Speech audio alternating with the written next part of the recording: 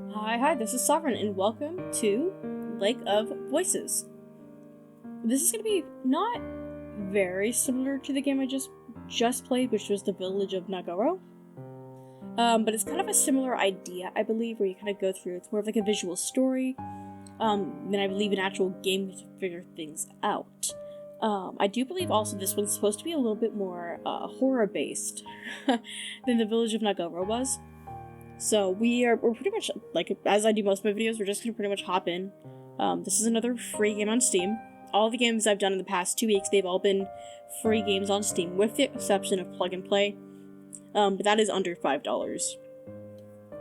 So if you've seen anything that you like, I definitely recommend just go check it out. I mean, for the low price of free, you really have nothing to lose with any of these if you want to experience any of this for yourself, you know. But like I said, let's just kind of get into it.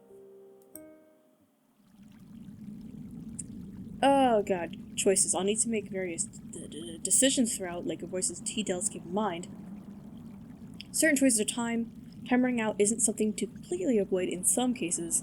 Not getting involved could open to possibilities. Other choices aren't timed. These options only determine whether Kia has any special affection for another character or not. If you survive until the second night... What the fuck? What do you mean survive? If you survive until the second night, the story will branch into one of 5 different plotlines based on your earlier decisions. Other characters cannot manage all situations in various plot lines. Regardless of what you do, your character isn't making it. Try getting that plot with a different set of survivors, or having the same group of characters venture through. So what the fuck is this? Becoming closer to someone, or can add or remove user choices. How change all systems. Your decision to build that connection may not go unnoticed by other characters. Earning the full amount of affection with certain characters. Is this a dating sim? Is this a dating sim? Oh god. Okay. Page up key. Turns to previous text/choice.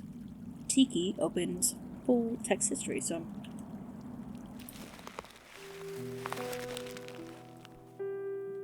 I'm gonna paraphrase most of this. Alright. My lantern tightens the fog. Okay, I grip my lantern tighter as the fog thickens, because the forests are relatively safe compared to Sinaloos, but I feel uneasy the further I go into. So do I press enter here? Ah, my free hand fingers the hilt of my sword. Something akin to a nervous reflex. Alright, that's valid. I got some things that I do Have for you that. seen it before?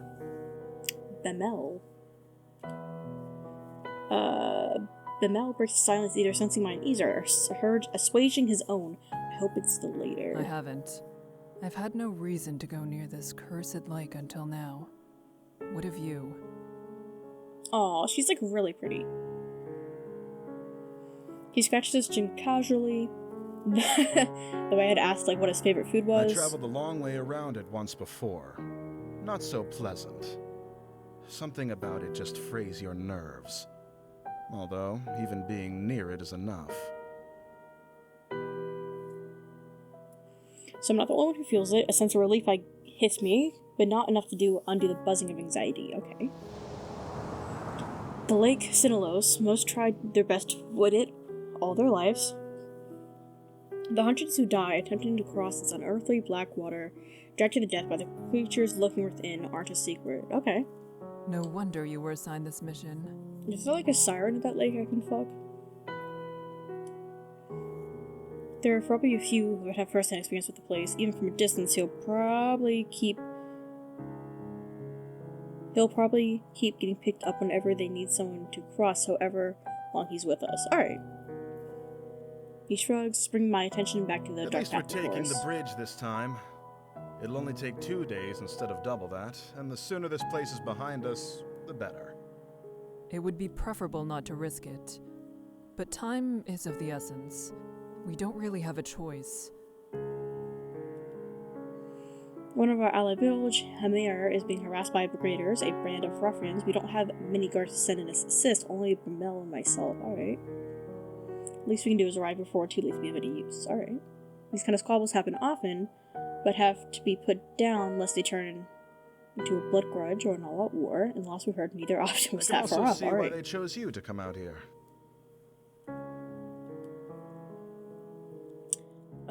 His eyebrow raised, smile plays across his lips. You're always so calm and so serious. Nothing can get to you. You're the best choice they had. Don't flatter me. A smile now tugs at my own lips. I would like to thank him, but that wouldn't be so calm and serious as he just described it, and if that's how he sees me, I like to keep it that way. That's valid. My lack of reaction only makes his smile grow. He chuckles a bit before refocusing on the path. I do the same. It wouldn't be right to let my guard down in a place like this. The Mel appears to feel differently, however. I bet you somebody's going to say his name at some point, and it's going to be like, the Mealy. You know the town on the other side of the lake, though. It's not so similar to ours. If all goes well, perhaps we'll have enough time to enjoy the new area. Yeah, I mean, if you can get past the war and the blood garages, for sure. For the most part, yeah, ignore him. Nothing. Nodding when applicable. Talkative sort. Chatting help keeps his worries down, and his sword hand ready. I have no complaint. That's valid. After a time, the thick fog surrounding us begins to clear. A slick wooden dock comes into view, with its sound of water gently lapping at its sides. Mel shifts beside me, straightening his lantern as far as it will go. He seems tense. This seems like it was originally a tabletop session or something. Someone's already here. Who? This. A young woman sitting by the dock, eyeing us warily. Does she intend to cross tonight? Evidently, she's got the same question. As we step up next to her, it's clear she isn't simply passing by, she's waiting. Margaret. Kika the Steadfast. Kika the Steadfast, yeah. Bemele. Bemele. Bemele. Nope, his name is Bemel. Bemel. Call him Belmont if I really wanted to. Shit. There's a stuffy silence. Margaret turns to gaze out across the lake. Expression unclear, with not much to say. Bemel, and I do the same. The black surface looks disarmingly calm. Wind rushes across its surface like a sound, like whispering.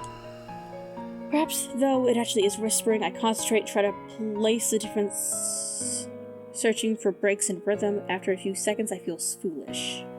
It doesn't matter what the noise is, whether I hear them or not, we are not alone. The nixi are out there. A feeling that I can't quite shake tells me they've already noticed the little group of people on their shores. It feels hostile. My stomach sinks, and I instead address Mel. Where is the guide? Unless he's on the center island, or on the complete other side, your guess is as good as mine. It's dark as pitch out there. Panic arises inside me. Panic I try hard to We quell. can't cross without him, and we need to get going soon. You can't cross with him either. What do you know, Margaret? You got something to tell us? The one behind us cuts in, whistling like a snore. What? I know the guide will be here tonight. I have already made arrangements with him to cross. Oh. Bemil and I share a look. The woman seems haughty and willing to put up a I fuss. have his word he'll take me today. It would be wiser for the two of you to begin the trip around if you're really in such a hurry. Or you can make camp here and wait for him to make the trip back if you prefer. Well, that would take the same amount of time. I don't need to turn my attention to Bemil to know he's riled up. I step in before he can say something rash. Even if that is so, my companion and I must begin the trip tonight. She's unimpressed and opens her mouth to argue further. We'll wait for the guide to arrive before coming to a conclusion about any of this. Valid. You can do as you like. With the matter tentatively settled, Bemel moves away. His figure begins to tap loudly against the top of his hilt. He shifts from one foot to another and What's then that groans. bastard even up to? I almost visibly start, but manage to restrain myself. He probably doesn't know any better. I'm sure of that. It's not worth mentioning. With a mouth like that, you shouldn't even have the right to ask the guide to take you across. How ludicrous. He's faced far worse than a bit of foul language. Do you know anything that's happened with this lake? I know enough. Margaret is not convinced, but she shrugs and makes a show of turning her back to him. Yeah, I think I'm gonna let this dude The die, guide's if it's an father option. is Garvin the Exemplar. Garvin never accepted the guide as his son, all the way up until he died in this lake. Your statement could be seen as tasteless. The guide's father is Garvin, the Exemplar. Garvin never accepted the guide as his son. Okay, until he died in this lake. Your statement, okay. Alright. That's good information. The guy that we're waiting for, father disowned him because he was a guide. And he never accepted him. He died, and then the dude's father died in the lake. Okay. Oh. He rolls back to his next. My He's regretful. apologies to the guide. I didn't mean it that way. I never knew about his... well, that. A smile spreads across my face. I want to quickly wipe away. He really did just misspeak. Silence stretches slowly between the three of us, growing more awkward with each passing second. Margaret seems irritated. Jesus Christ, can I read? And Bamil seems abashed. You're quite informed, Margaret. You're saying nothing. I think I'm gonna say this one. It's been years since the time of Garvin the Exemplar. It's impressive you knew.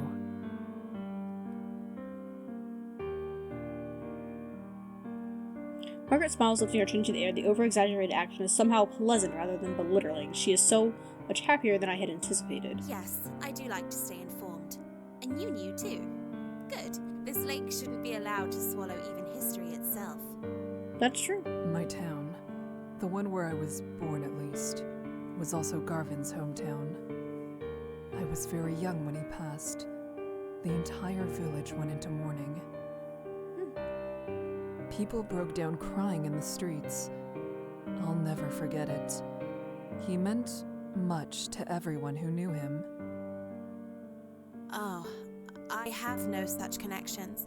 I merely read about it. She pauses, seeming to scan the air in front of her for something to say. I'm sorry for your loss. That's valid. It's all right. Thank you. My town may have taken pride in Garvin, the Exemplar, and what he achieved, but we weren't the ones who lost the most. That would be his family. We remained locked inside our own thoughts, and not another word passing between us yet. This reads like a tabletop. I'm not even gonna cap with you. Eventually, a small light appears on the bridge ahead, gently swaying through the foggy air. It gets closer and closer until it becomes apparent that it's a figure carrying a lantern.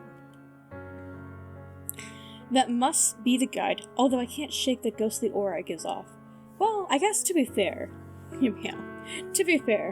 if this is like the only dude who can get you across this haunted-ass lake safely, I would expect him to be a little ghostly. The figure steps into the shore, but we have him to approach us instead of going to meet him. None of us are sure how close to the waters we can get before it's no longer safe. He stops in front of us and simply stares. Are you the guide of Sinlos? He nods, sharp face, Well, weary that's eyes. grand. We would like an escort across the lake. Bimiel motions to the two of us, and Margaret approaches a strange smile on her Hello, face. it's good to see you again. I'm ready to cross, as we've agreed upon.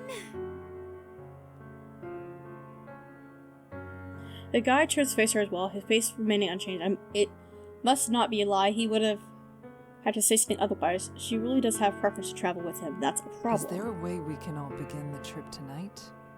Yes, I will allow all three of you to go. But with that many, at least one will die before we reach the other side.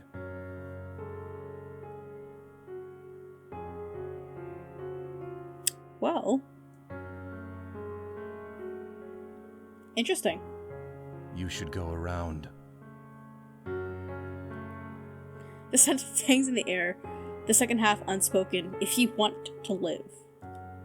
We don't have time for that. There are people counting on us for protection. Why does she need to go? Man, this dude's kind of an asshole. I definitely think I'm gonna let you die. I don't need to explain myself to you. My journey has already been put off once, and I was promised I could go today. I will be going under any circumstances.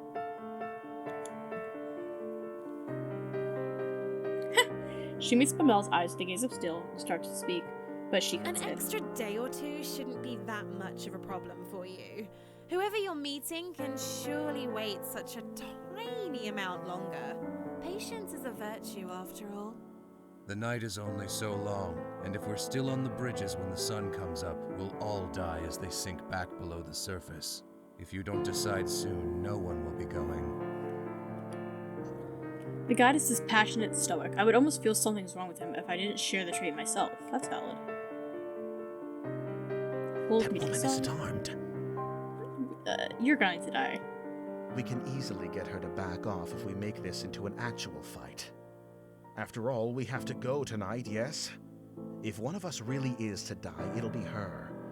Would staying be a worse fate than her death? It's gonna be you, homie.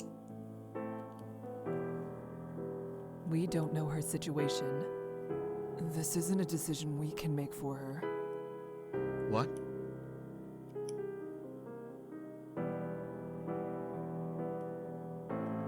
Bamel leans in closer, apparently having missed what I said. I removed the sympathy for her in my response The guide again. won't accept something like that, I assume.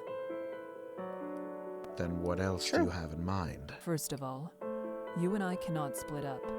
Either we both stay, or we both go. Right. That's not a question. Across my arms, I put a hand on my chin. I have full confidence in my abilities in Bamel's, but there's no reason not to believe the guy knows exactly what he's talking about. If we go, he might not be able to give the group the attention we each deserve. That would mean we'd truly be putting Margaret's life at risk on top of our own. I'm gonna say we should go. And I believe you. We shouldn't waste more time. Let's shove off.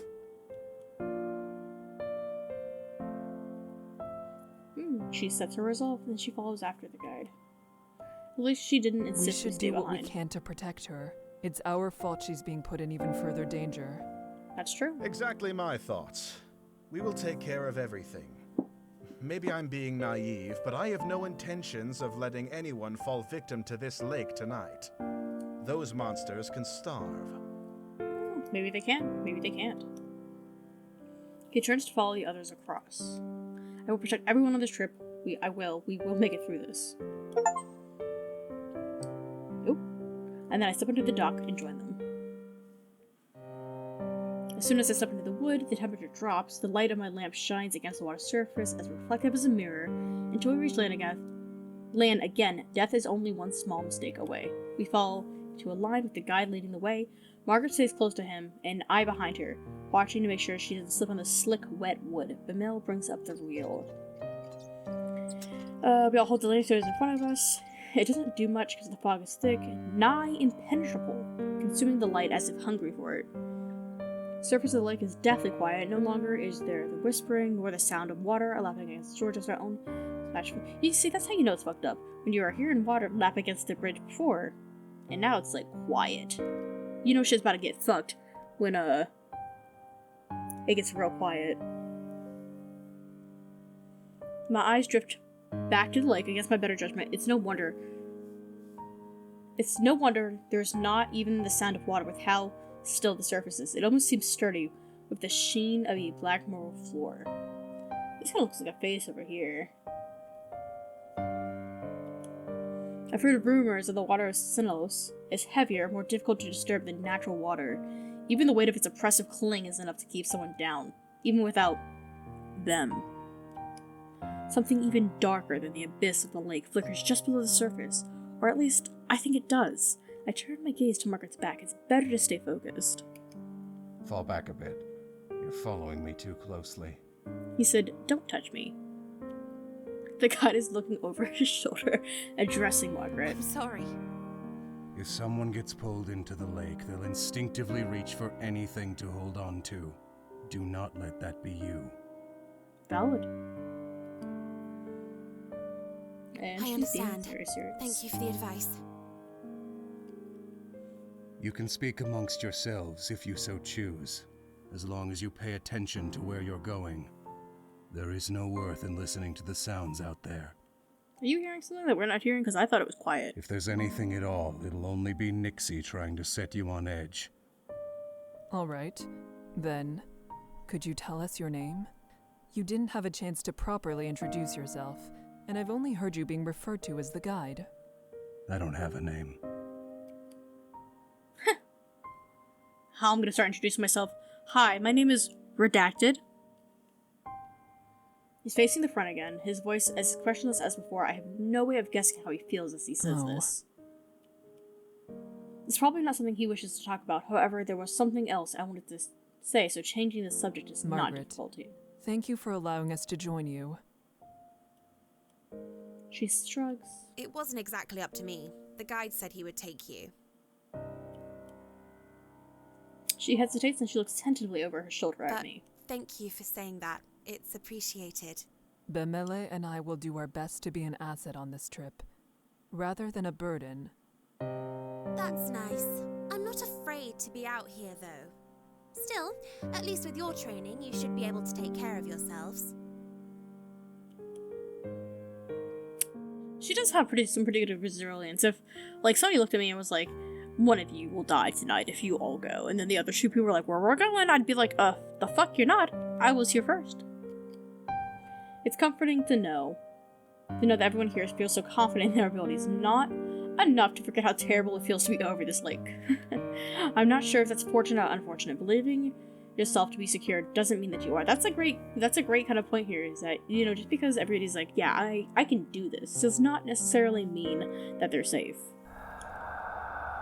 As the conversation lulls, a new sound breaks through. It's the whispering noise again, and the chatter of inhuman voices, this time coming from all around us. Taking care of yourself is exactly what you need to do. The guide is speaking, except louder, to cover the Nixi's voices with his own. Work to survive at all costs, and hope that everyone around you has enough sense to do the same. That's the only way you'll make it to the other side. Alright. Margaret nods response, but I hear a grunt from behind me. Groups tend to go further when they work together to achieve the same goal.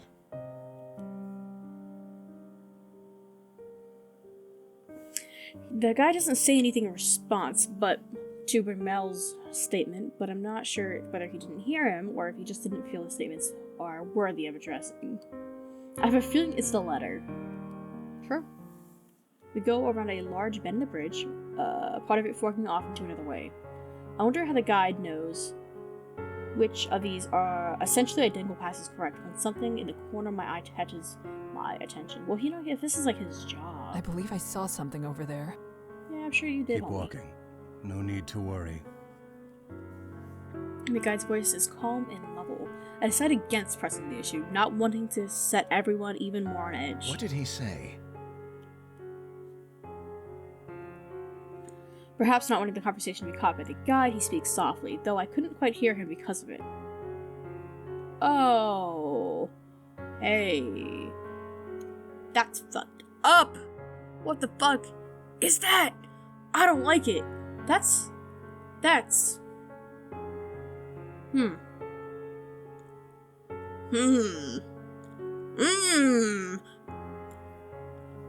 Hey... It's a nice ass, but, I'm sure that since you can just look down and see your ass crack, you probably already knew. Why do you look like that? That's so... Get back in the water, I don't want to see you. Alright, let me continue the story right quick. I take my eyes off of Margaret, ahead for a moment to explain it to Bemel, and stop dead in my tracks. Only one word is able to escape me in my stunned state. Behind Bemel stands another figure, looming in the darkness. Seeing my face, Bemel grabs the hilt of his sword. He moves around and staggers swiftly backwards. Several meters away, a crooked, twisted black figure hobbles its way towards us. Some kind of liquid dripped off its head, curling around the edges of its face. It almost looks like it's crying. Bemel backs up until he's sitting beside me. The figure continues its slow advance, head jerking from one angle to another. What on earth? What do you think on Earth? It's a nixi. Yes, nixi that stumble across the bridges looking for opportunities. The guide is sitting next to us. I didn't even notice him approach. The ones that can make it out of the water are generally referred to as prowlers. I had no idea things like that were out here. Is that what kick us all down the other path? The guy says nothing. He, instead of returning to the front of the party, when Margaret watches him pass, her frustration morphs into nervous optimism when something seems to come to her mind. Nixi aren't slowed down much by swords, but at least the light keeps them away, right? Margaret's hand grips her face tight, and desperation bleeds into her voice. I bite the inside of my lip. Direct light will force it to return to the lake. However, it'll try to drag the light, or you, down with it before it goes. Instinctively, I reach for the hilt of my sword, despite the fact it would do little to protect me. The prowler is getting closer, jerking forward, stopping, and then resuming its slow advance. Okay, does anyone have a light we can leave here? That way it won't follow us. Only matches.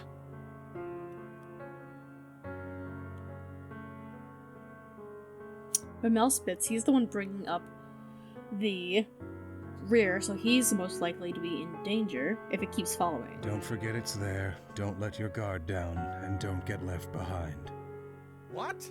How am I supposed to keep walking with this thing at my heels? You said it wants to attack. Well, it also seems to be pretty slow. Don't give it the chance. Man said, shut up, run faster. And if you get that joke, you're top tier.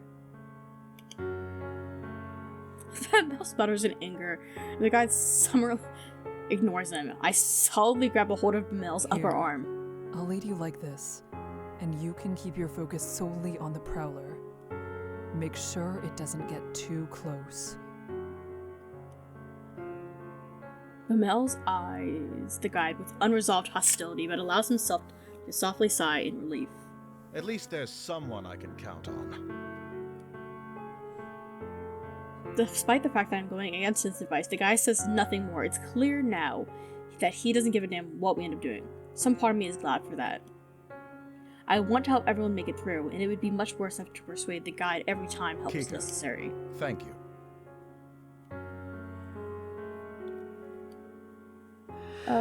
We're gonna nod seriously. He moves his free arm down. I fully link his arm with mine, now properly settled, look forward.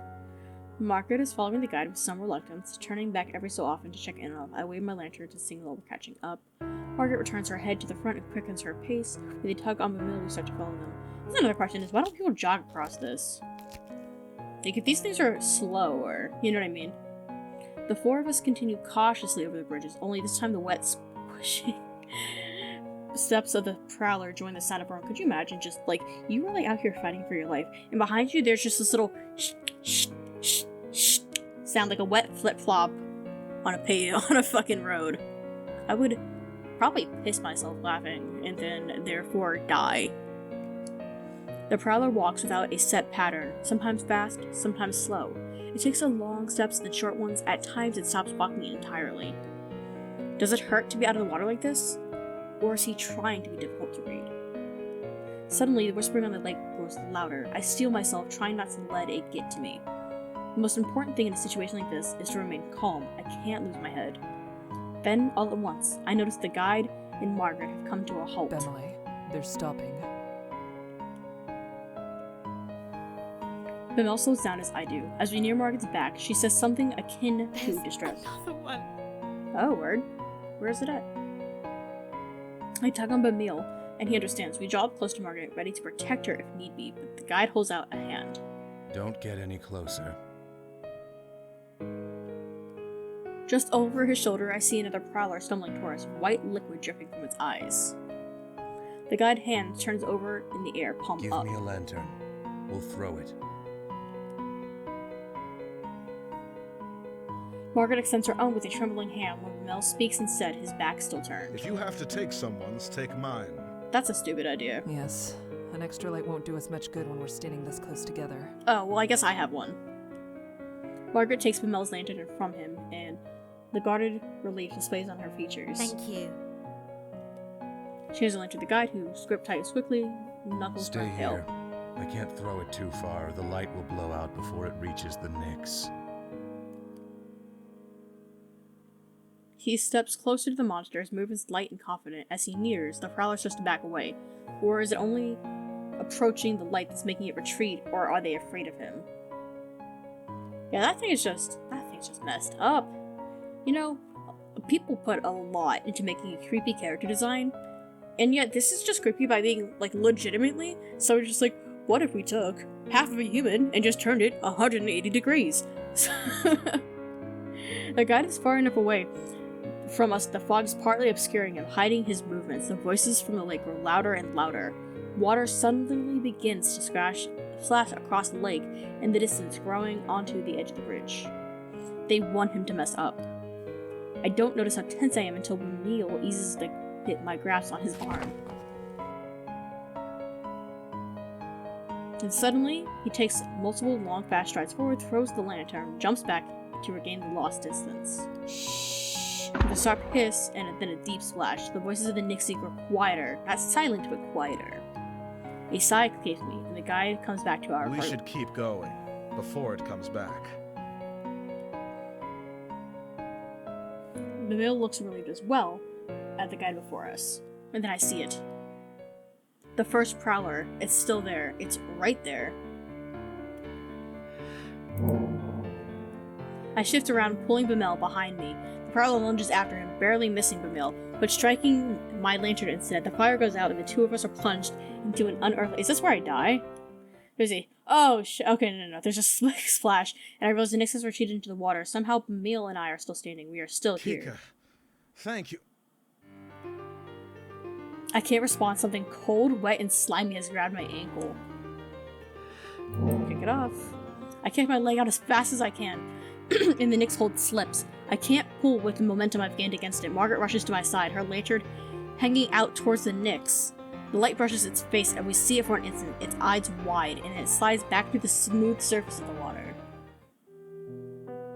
Bamil grabs Margaret and I both, helping us towards each other in the center of the bridge, cussing under his breath. Away for 1 second. It's fine, Bamele. We're all fine. Are you actually alright? Margaret cocks her head down, examining my ankle, but there's nothing but a wet smudge around my trousers. I am fine. I say that though I don't actually want to let go of Bamil. I need to in order to relight our lantern and provide us actual safety, but I feel such a strong desire not to be alone in this moment. I shake my head roughly and let go of him, relighting the lantern as fast as I am able. Thank you. Again. You saved my life. I won't let this happen again. Shame. I was gonna let you die. Yes.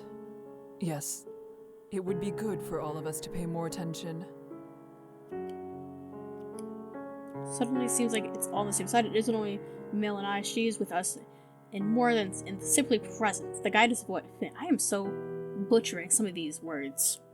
If you could read it, I'll read it. The guide's voice is as cold as that monster's grasp, ends my train of thought. We lost the lantern I threw. The Nix grabbed it after the light went out. It's better than them taking anything else. That's true. A nervous laugh bubbles up out of me, and it just as quickly stops. Bamil chuckles in response, and our collective tension eases up, the adrenaline draining from our bodies. We need to keep walking. Yep. The guide starts down the bridge again, and we join him. I try to clamp down on the relief. The ease seems to flood my head. It's not over. The prowler is gone. So is Bamil's You can stay lantern. near me, Bemele, since your lantern is lost. I appreciate it. Margaret goes on ahead of us, Bamil stays by my side, and I keep at the end of the line. Breath of release from Margaret and Bamil was quickly followed by the somber atmosphere of Sinalosa's well, placed by the gravity of a near-death experience. Never mind celebrating his survivor, something like that shouldn't have happened in the first place. The memory of the prowlers reaching out toward us appears each time I close my Why eyes. does it look like something's dripping down their faces? The prowlers are on Margaret's mind too. Looking at her pained expression, it's as if a moment of relief never existed at all. I'm not sure. Me neither. Something's wrong with them, though. Damn, homie, you think?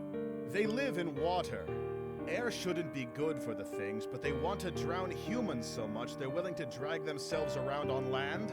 It's not right. That's true. That is kind of like something to think about. Like, you know what I mean? It's of course it isn't. They are monsters. It is likely they do not even understand the concept of right and wrong. It's interesting to call something a monster if they can't understand the concept of right and wrong. I'm gonna leave it here because I gotta end the episode. I'm out of time for this episode, otherwise it'll be like an hour long like the penguin one. I'm really not trying to do that to y'all again. This is actually probably gonna be multiple episodes, which I'm super excited about. I didn't expect this to be as long as it is because it's a free game, but yeah, let me just kind of touch on that really quick again. They are monsters, but they don't understand the concept of right and wrong. So this is either saying two things. Either they do understand the concept of right and wrong, and they're more sentient than these people are giving them credit for. In that case, they would be monsters. Or they don't, and it's hard to call them a monster at that point because that'd be like calling a tiger or a shark a monster. They don't possess the capability of having morality that says, hey, this is wrong, or this is right. This is instinct, essentially, is all that is. But yeah, like I said, I'm gonna have to end this here. I'm definitely gonna get into this soon. So soon. So fast, so soon. This is so cool so far. The art's creepy as hell. The story is so well written. The atmosphere is pretty cool, you know what I mean? I'm really excited to kind of see where this goes. Even though there's like multiple like plot lines and everything, I'm like I said, I'm hype. So I'm gonna be getting back to this so soon. And if you guys would like to come back and see the end of the story, make sure that you like, subscribe, and comment if you'd like to see the rest of this content. As always, I have an Instagram and I have a Twitter account now. It's not super active, but I'm working on it. And I will catch you in the next episode.